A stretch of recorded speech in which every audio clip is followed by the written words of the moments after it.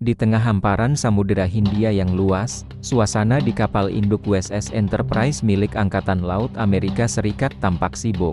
Dari ruang kendali, Komandan Stenger mengeluarkan perintah tegas. Letnan Maverick, Goose, Cougar, dan Merlin yang tengah mengudara dengan jet tempur F-14 harus segera mencegat dua pesawat tempur Rusia, MiG-28, yang mencoba menembus wilayah pertahanan Amerika.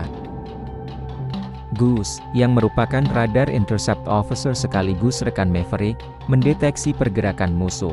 Sebagai Rio, Goose memiliki peran vital, ibarat navigator di udara, mengoperasikan radar, mengatur strategi, dan menjadi mata kedua bagi sang pilot. Merlin, Rio dari Cougar, juga melaporkan hal yang sama, hanya satu MiG terdeteksi. Namun, atas perintah Cougar, mereka memutar kembali untuk memastikan. Dugaan awal keliru, ternyata ada dua MiG-28. Cougar fokus menghadapi MiG pertama, sementara Maverick diarahkan untuk mengamankan MiG kedua. Di udara, Maverick berhasil mengunci sasaran, namun MiG kedua justru melarikan diri. Saat semua mengira ancaman usai, pesawat tersebut berbalik dan mengunci Cougar dari belakang.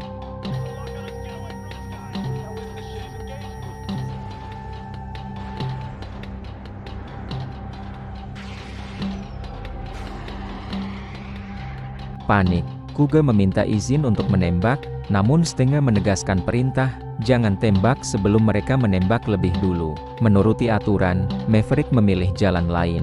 Dengan manuver berani, ia memposisikan F-14-nya terbang terbalik tepat di atas MiG lawan.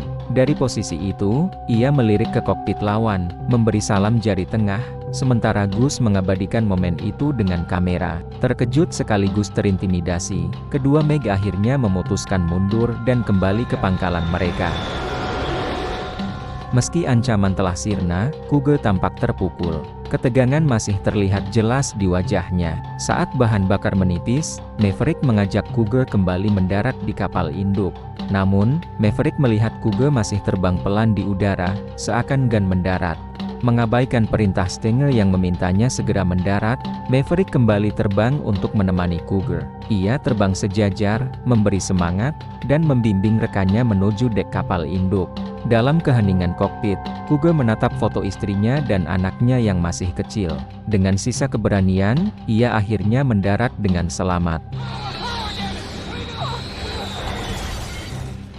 Tak lama kemudian, Cougar menemui Stenger. Ia mengakui bahwa rasa takut yang menghantuinya di udara membuatnya sadar, ia hampir kehilangan nyawa, dan anaknya bisa tumbuh tanpa pernah mengenalnya. Dengan berat hati, Cougar memutuskan mengundurkan diri sebagai pilot tempur.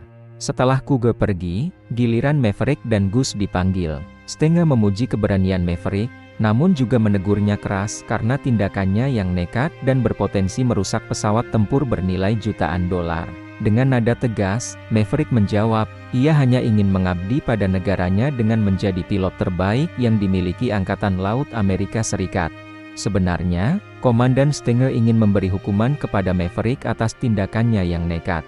Namun, situasi memaksanya mengambil keputusan berbeda. Setiap tahun, skuadron mereka wajib mengirimkan satu pilot untuk mengikuti program prestisius Top Gun di Miramar, yaitu ajang pelatihan sekaligus kompetisi untuk melahirkan pilot terbaik dari yang terbaik di dunia. Dengan Cougar yang baru saja mengundurkan diri, pilihan Stenger terbatas.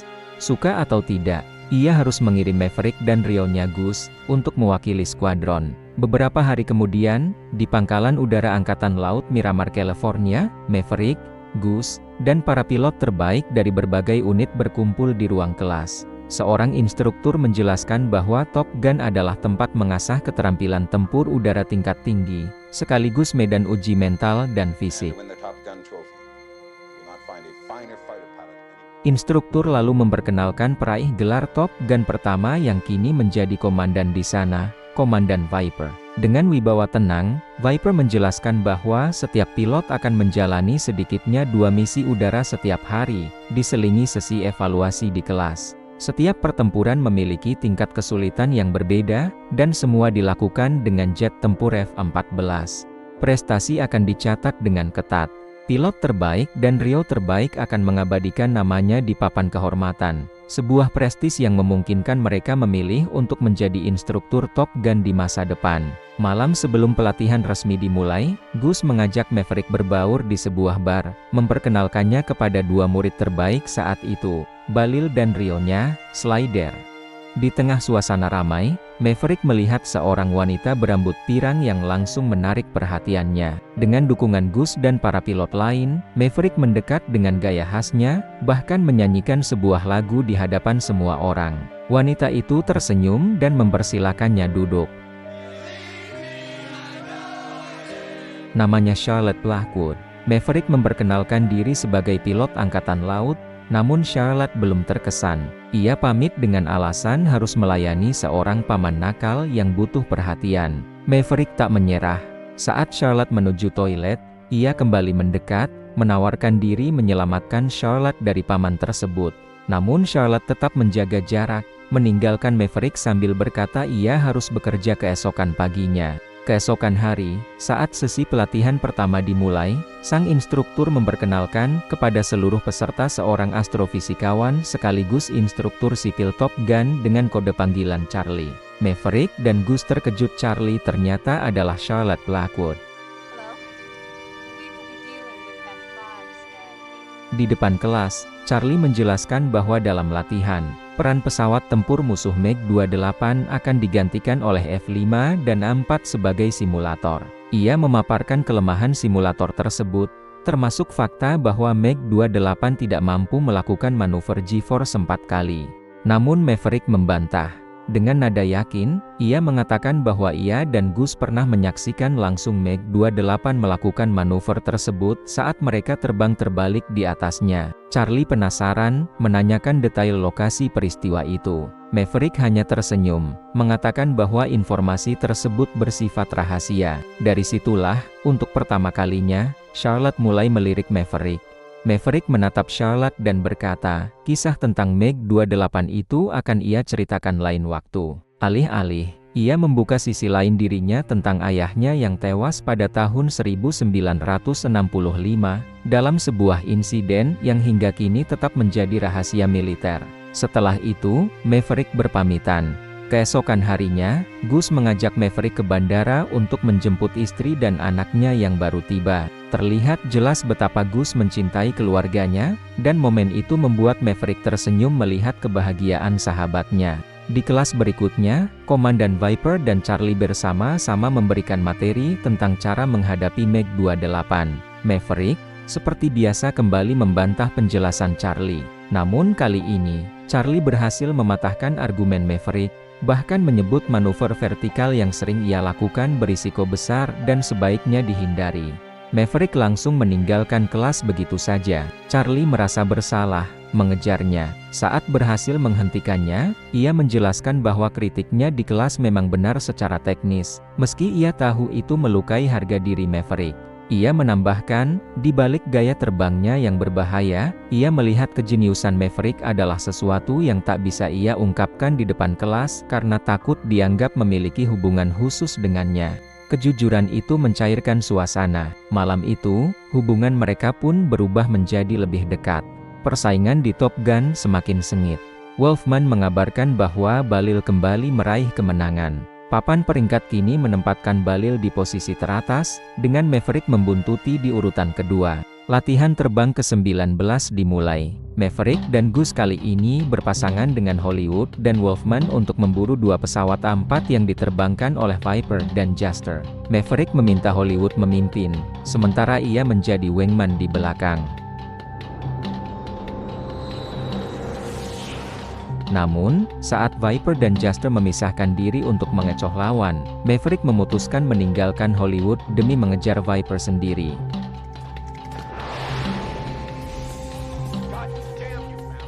Hollywood yang ditinggalkan harus menghadapi Jester sendirian, dan ia sangat kesal. Maverick terus mencoba mengunci Viper, namun gagal. Situasi makin buruk ketika Gus melaporkan Jester kini berada tepat di belakang mereka dan berhasil mengunci. Latihan berakhir dengan kekalahan. Gus, check our tail. Shit, there's Jester. Bingo, Maverick's dead. You're out of there, kid. Jaster mengakui manuver Maverick mengesankan, tetapi menegaskan bahwa ia tak boleh mengabaikan rekan satu tim. Balil di sisi lain, belak-belakan menyebut Maverick berbahaya dan bodoh karena bertindak sesuka hati. Malam itu Maverick termenung, menatap foto lama dirinya bersama sang ayah. Keesokan harinya, Maverick, Charlie, Gus, beserta istri dan anak Gus makan bersama di restoran. Istri Gus menggoda Maverick, mengatakan bahwa ia pasti mencintai Charlie. Charlie hanya tersenyum. Mereka lalu bernyanyi bersama, menciptakan momen ringan di tengah ketegangan kompetisi. Namun tak lama, datang latihan terbang ke-31 misi penentuan. Hanya tim Balil dan tim Maverick yang bersaing memperebutkan trofi Top Gun. Target mereka yaitu pesawat A4. Waktu penyelesaian akan menentukan skor akhir. Balil memilih bermain aman, memperlambat pengejaran untuk menjaga posisinya di puncak klasemen. Maverick yang tak sabar meminta Balil menepi, namun ia mengatakan masih butuh 20 detik lagi untuk mendapat posisi tepat. Maverick memutuskan mengambil alih. Ia terbang sangat dekat di belakang Balil. Gas buangan dari mesin F-14 Balil membuat kedua mesin Maverick mati total. Pesawat kehilangan kendali, dan Maverick segera memerintahkan Gus untuk melontarkan kursi.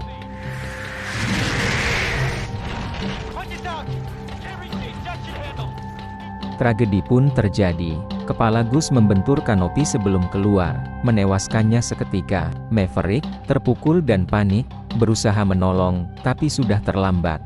Helikopter penyelamat datang untuk mengevakuasi mereka. Komandan Viper kemudian menemui Maverick, mencoba menguatkan hatinya, mengingatkan bahwa ia harus merelakan kepergian Rio terbaiknya. Dengan hati berat, Maverick mengumpulkan barang-barang Gus termasuk kalung identitasnya dan menyerahkannya pada sang istri, yang tak kuasa menahan air mata. Mereka berpelukan, saling menguatkan. Pengadilan militer digelar untuk memastikan apakah Maverick bersalah.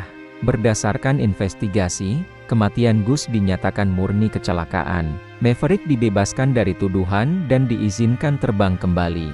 Namun trauma membekas. Bersama Rio barunya, Sundown, Maverick mendapatkan posisi tepat untuk mengunci pesawat Jaster, tapi ia tak mampu menarik pelatuk, rasa takut masih membelenggu. Sundown protes, namun Maverick hanya memarahinya. Di ruang ganti, Balil menyampaikan belasungkawa. Sementara itu, Wolfman memberitahu Charlie bahwa Maverick memutuskan mundur dari dunia penerbangan.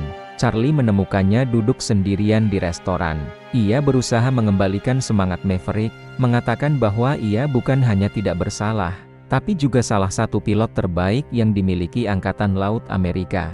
Meski begitu, Maverick tetap mengutarakan niatnya untuk pensiun dini. Maverick akhirnya memutuskan mengunjungi rumah Komandan Viper, mencari jawaban sekaligus nasihat. Di ruang tamu yang tenang, Viper membuka lembaran masa lalu. Ia bercerita bahwa dulu ia pernah terbang bersama ayah Maverick. Saat bertugas di kapal induk USS Oriskany, ayah Maverick gugur dalam pertempuran sengit melawan banyak musuh. Bertentangan dengan laporan resmi yang menyalahkan sang ayah, Viper mengungkapkan rahasia yang selama ini disimpan. Ayah Maverick sebenarnya tewas secara heroik, dan jasanya sangat berarti bagi dunia penerbangan militer. Viper menatap Maverick dengan serius. Kau bisa lulus kompetisi Top Gun, asalkan kau percaya pada dirimu sendiri. Kata-kata itu membangkitkan semangat Maverick. Ia mengucapkan terima kasih, lalu kembali ke pangkalan dengan tekad baru untuk menyelesaikan perjuangannya. Beberapa waktu kemudian, upacara kelulusan Top Gun digelar. Maverick dengan tulus memberi selamat kepada Balil yang meraih trofi juara. Namun suasana formal itu segera berubah tegang ketika Komandan Viper dan Jaster masuk membawa perintah mendesak. Balil, Slider, Hollywood, Wolfman, dan Maverick diperintahkan kembali ke kapal induk USS Enterprise. Komandan Stenger menjelaskan misi. Kapal komunikasi SS Layton mengalami kerusakan dan masuk ke wilayah asing, membutuhkan dukungan udara untuk operasi penyelamatan. Marlin yang dulu menjadi Rio Cougar sudah bersiap di kapal induk.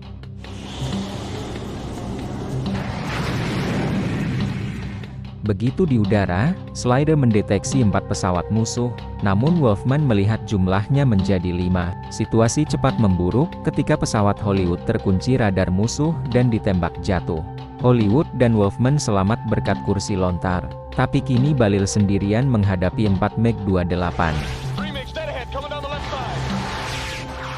Maverick segera lepas landas untuk membantu. Awalnya, hanya 3 MiG yang mengejar Balil, namun jumlahnya bertambah menjadi 4 ketika pemimpin mereka datang. Balil terus berusaha bertahan, sambil memohon bantuan Maverick. Saat mendekat, Maverick dan Merlin mengalami momen yang hampir sama dengan tragedi Goose. Mesin sempat terganggu, tetapi kali ini tidak mati. Meski demikian, trauma itu membuat Maverick ragu dan memilih menjauh. Merlin memecah kebekuan, memohon agar Maverick kembali membantu. Mendengar itu, Maverick menarik napas panjang, memutar haluan, dan kembali ke medan tempur. Ia berhasil mengunci salah satu MiG dan menembaknya jatuh. Namun kini pesawatnya menjadi target. Balil membalas dengan menembak jatuh musuh yang mengejar Maverick.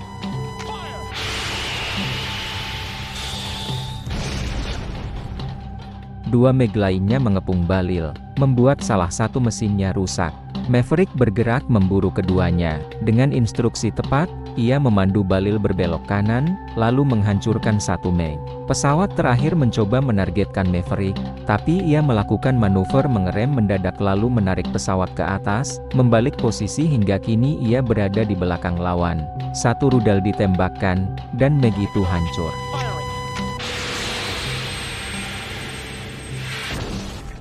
Dua pesawat musuh yang tersisa memilih mundur. Sorak-sorai pecah di kapal induk.